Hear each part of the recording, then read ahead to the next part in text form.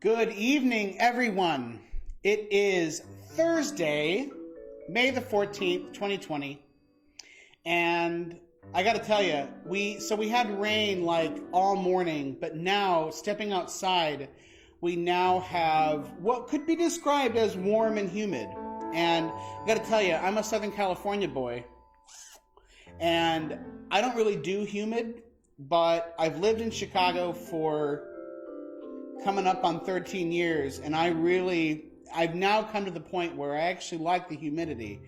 I don't know, I've just gotten to the point now where I really enjoy sort of marking the change of the seasons.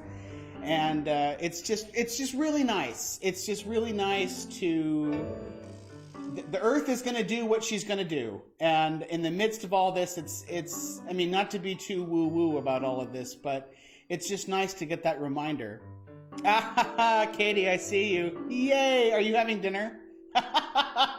So I got to tell you about Katie. What I love about this is that Katie's family, they often, because this is 6 p.m. Pacific time, and so Katie's family often watches my videos while they're having dinner, which just brings me just a crazy amount of joy. I just love it.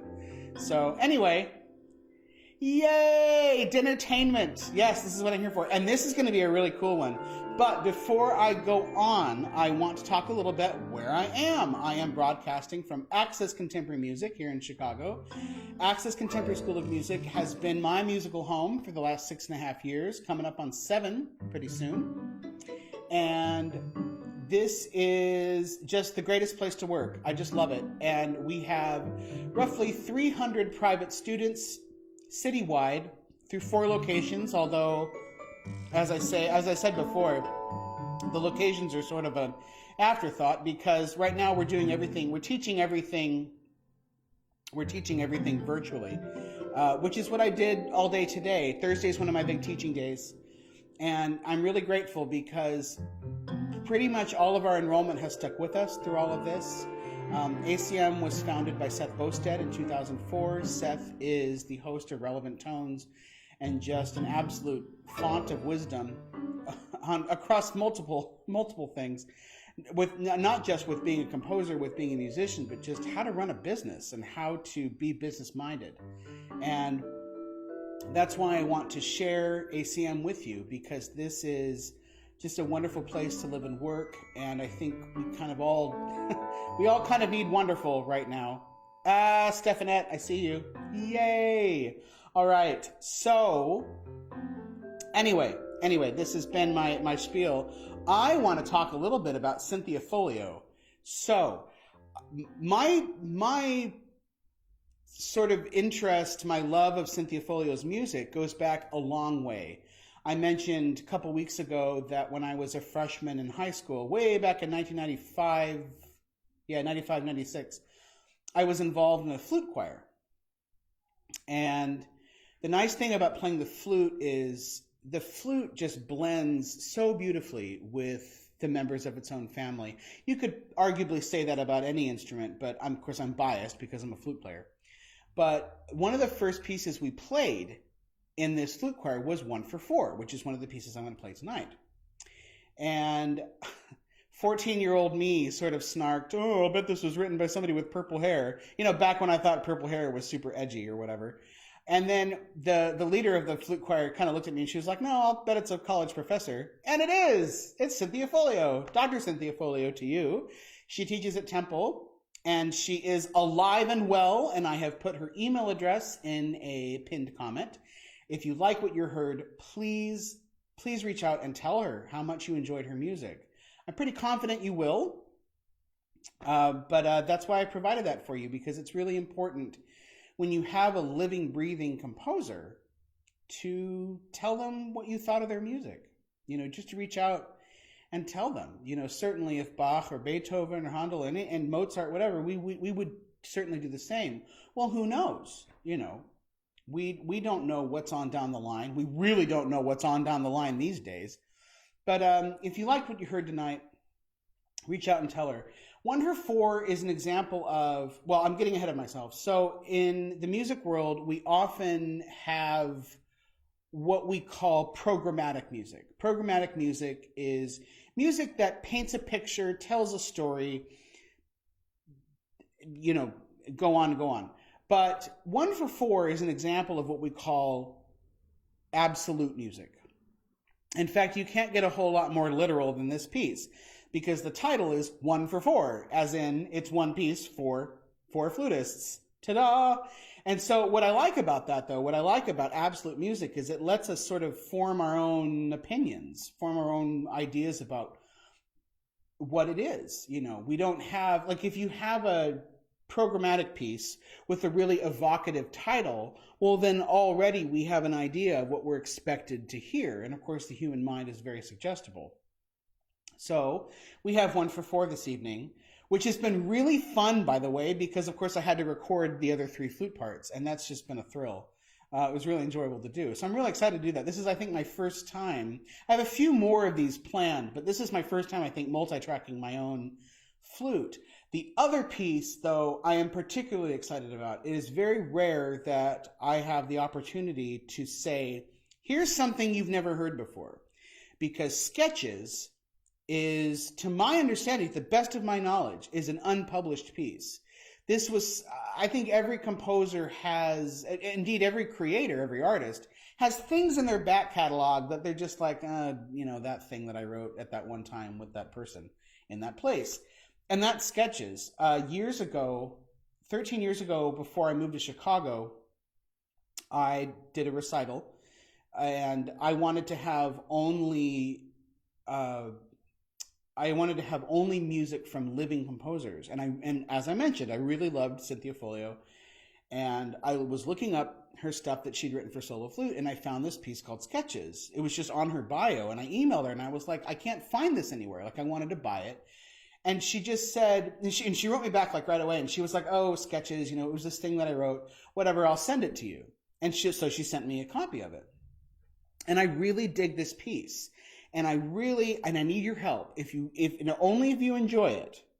But I really need to put the pressure on her, because I really want this piece to become widely available for other flutists to play, because I think it's a really wonderful piece.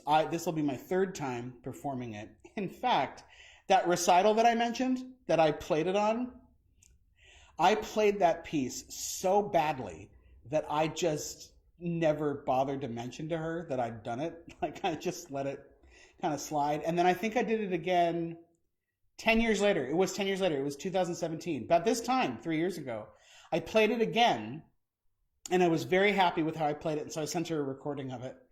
And she even mentioned, she was like, oh, maybe this will convince me to add this to my opus or whatever. So please put the pressure on her. If you enjoy this piece tonight, which I expect you will, but no pressure, please send her an email and just tell her how much you enjoyed it, because that would really make my heart happy.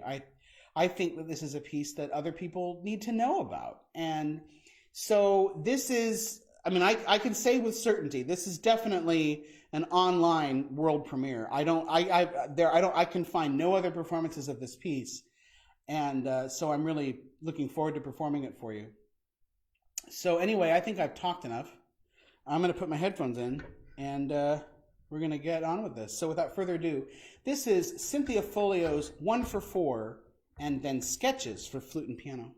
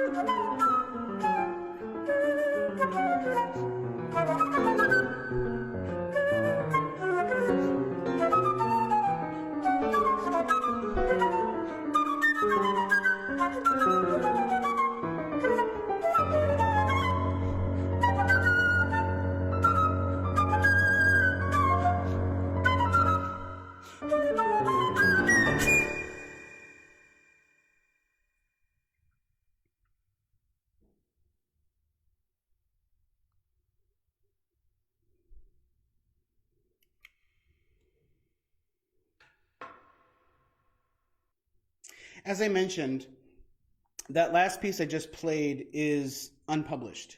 And so I really dig it. I really think it's an awesome piece. And if you agree with me, and if you don't agree with me, that's fine too.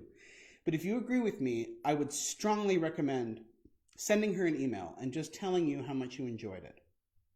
That's all I want. Because I really think that this piece needs to be in the regular rotation. I'm going to tell you something though. I wasn't going to say this beforehand. I wanted to wait until afterward.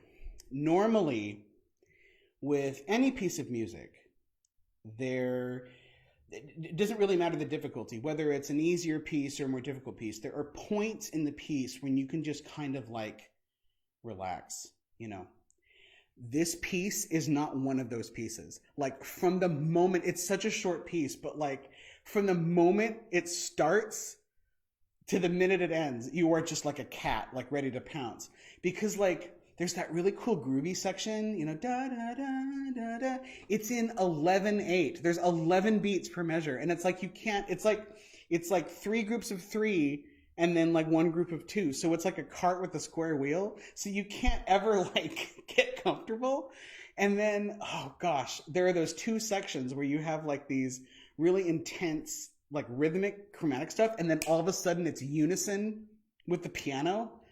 And it's so obvious when you haven't made it, you know. And of course, when you're playing unison with the piano, not only if you're playing the wrong note, if you're playing the wrong rhythm, but also if you're out of tune, it's so obvious. And this is why I think this piece needs to be in the regular rotation, because it's good to have these kinds of pieces. You know, this piece, more than I think pretty much anything else, this is my 22nd live stream in a row.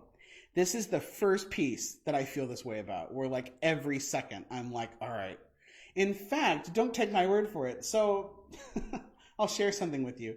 So doing these shows, I have to do this little dance with OBS, because OBS has some really funky things it likes to do with regard to the sync, because I'm playing from a canned, you know, backing track, and I'm playing live. So there's a delay that I have to program into it. But I have to do all these weird things with it. So I run a lot of tests beforehand. I'm just going to give you a little peek into what went into the rehearsal of this piece. Oh,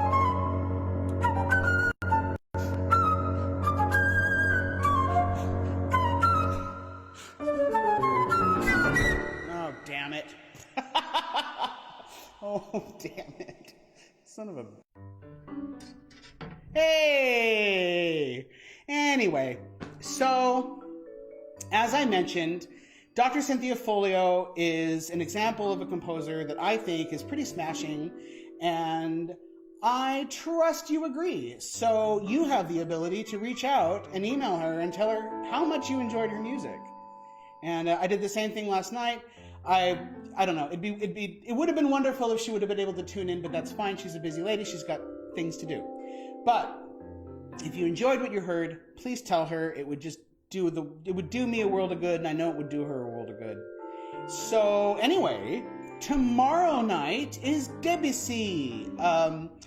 Back when I was on YouTube still, I had asked folks to, you know, give me some names of pieces that you wanted to hear, and my wonderful friend Sue suggested that I do Syrinx by Debussy. Syrinx is a wonderful piece for unaccompanied flute that I'll play tomorrow, and I will also be playing just a wonderful piece called En Bateau, which means in a boat.